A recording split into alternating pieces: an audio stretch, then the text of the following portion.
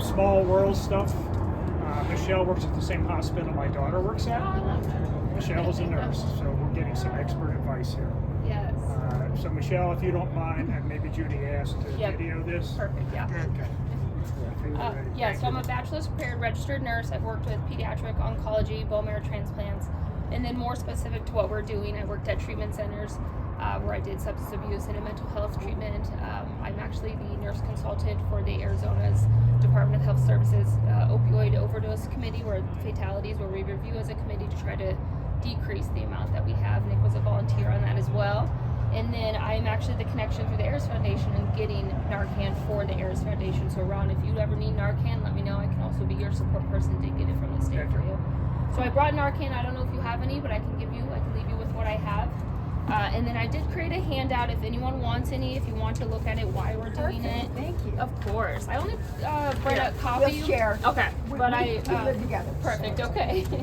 So, and I can always print out more. I can email you my outline of this as well.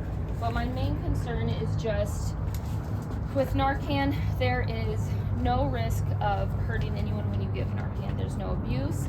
It's over the counter, so you can buy it just from CVS, Walgreens if you need it. Wonderful if we can get it free from the state.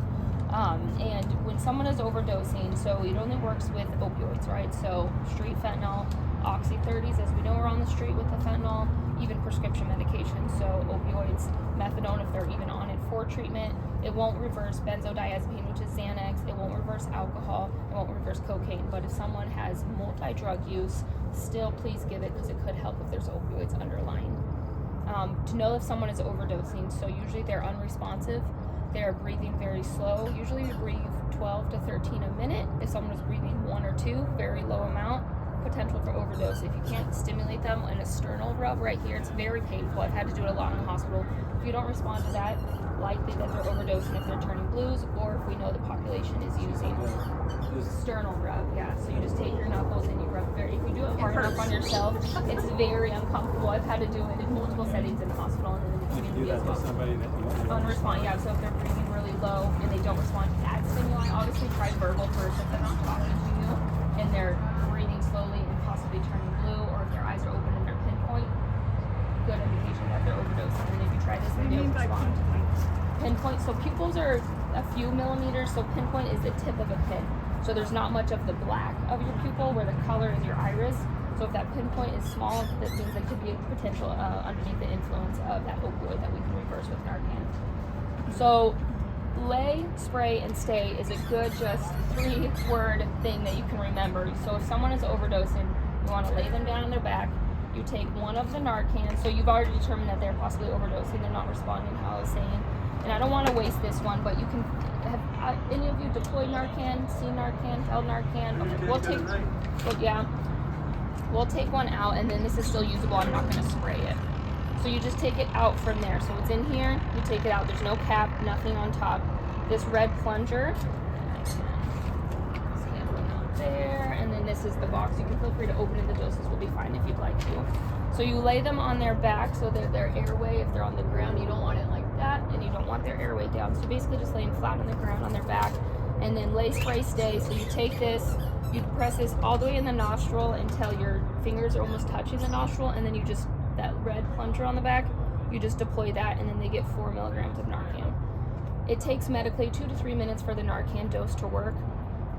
The fentanyl that's on the street is so strong that I immediately, if I don't get a response from them, so they don't start breathing, they don't wake up and say, hey, I'm here for the dinner. I've had that happen before. You take the one immediately. One box has 4 milligrams with each, and do the same thing in the opposite nostril. And then after you spray the first one, you deploy right away. Call 911 if anyone hasn't already. You want to assist before you call 911. You want to make sure you're getting that Narcan going, and then call 911. So you only spray it in one nostril? One nostril at a time. So spray one. But you can't use that one for both. Correct. No. It's one dose. Correct. One dose, 4 milligrams, done. Get the next one ready. Form So you in the wait other how nostril. long before to see if they're going to If someone doesn't respond in 30 seconds with this dose, because the drugs are so strong, I go right in the second nostril within a minute. It takes 2 or 3 minutes to work, but say you give them 8 total milligrams, it's not going to hurt them. They're not going to get injured from too much Narcan, if that makes sense. So I would give them within a minute right away, and then alternating nostrils every 2 or 3 minutes until 911 comes. So each time you nostril and a new plunger, because once you depress this red all the way in, that 4 milligrams is gone and now it's trash. Yeah. So you do more than 2. You can do more than 2 if you need to. Yeah, I've read medical reports where they've given up to 12 milligrams of Narcan, and whether it has How or much, has not how worked. many milligrams in each 4 of in those? 1. 4 in 1. So 4. Correct. Yeah. Okay. And we're Who hearing takes with the new stuff on the street that we're looking at higher Higher dosing. amounts, yeah. I know there's, Nick, do you remember the one that came from the East Coast? What was that newer one that wasn't xylazine? Rough one that is not responsive to Narcan. There is an antidote for it, but it's not readily available like Narcan is because it's not as prevalent. But the fentanyl on the street, 2 milligrams of fentanyl can kill someone, which is a tip of a pencil. That's very, so if you're naive to fentanyl, and you take just a tip of a pencil, you could overdose from that. And that is the most popular thing that's in Oxy 30s. When you think you're taking a street oxycodone, it's laced with fentanyl. A lot of things have fentanyl in them, yeah. And I assume you always want to call 911. Yeah, so usually after when there's multiple people around, when we're at our events, I've been able to call 911 as I'm ministering the first dose. Have But if somebody you're else call correct, while you're yeah. doing it? If you're alone, you at least want to make sure that you deploy 1 dose before you call 911. Because you want to get you know they're overdosing, you want to get that Narcan working, because truly it could take up to 2 to 3 minutes, and maybe they only need 1 spray. But we want to make sure that we have 911 coming. When the dose working, what is it? So they'll start to become alert. One time when I was at the Eris Foundation, we deployed the Narcan, and he finally started he was breathing about 2 that minute. And again, your double digits is usually 10 or more is what we should be breathing, inhalation every minute. He was only taking 2 respirations in a minute. Once I deployed it, he started to just become more alert, breathing more. And once he got a little bit more, and he woke up, and I was like, hey, he's like, what are you doing? I was like, we did what we needed to do. He's like, I was just here for the feed. I was like, okay. So when they become alert, that's why sometimes it doesn't work, right? They've taken too much, and the Narcan can't reverse it, but we're hopeful that we can reverse it and catch it in time, especially if it's in real time. You see them go down. The quicker that we see the instant happen and we can reverse it, the quicker we can save that life. Okay, are there things we can tell before they go down? So, Nick, this was a really good question that Nick was asking me earlier too. So if you know that the population is using, and someone alerts you to them using, that would be a good indication. Otherwise, if they start to maybe act a little bit more somnolent or get a little bit more sleepy and lay down, but then they're not moving, they're not restless, and they start to slow that breathing. So that's what the beginning stages of overdose could look like. Yeah, that's a good And question. you would not administer earlier than that. Right, if they're fighting you off and they don't look like you don't want to shove it up their nose if they're like, no, I'm okay. If they're able to use their words and they're breathing and they're sitting upright, you probably don't need it. But if you're with them and you're noticing something is changing in their behavior and they're becoming more sleepy and they're not arousing to you doing that, lay them down and then see they might start to be more cessation of their breathing and might need to lead that way to needing an Narcan. That's good. Michelle, Yes.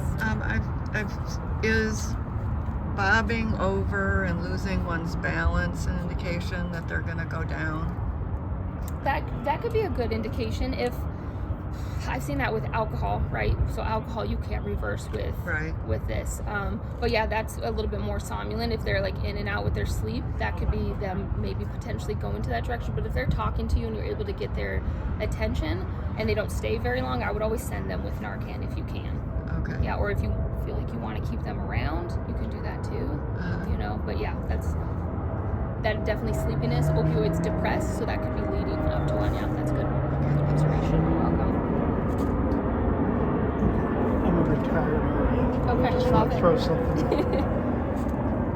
A lot of what she just described as symptoms of somebody overdosing, it strikes me as it could be symptoms also be true of somebody with a very low blood sugar, True. No. But it won't And- hurt them if you were to. which is another reason to call 911. Yeah. The Narcan, so you do the Narcan, it doesn't happen. Mm-hmm. You've called 911, they show up, they check a blood sugar. Have Who they like knows? if they have diabetes? Yeah, could be. Well- or even hypoglycemia or low blood sugar in general. Maybe they haven't eaten in a couple of days, who knows? And that's what there's so many. When I've been in the Variables. events, dehydration. So if I see someone bobbing like she was describing or shaking, diaphoretic, so sweating heavily, good indications of low blood sugar. I always start out with water and juice. Give them, if they're able to drink and they're alert, try those first, because it could be a low blood sugar, it could be dehydration, and then still call 911 because we want to make sure they're stable.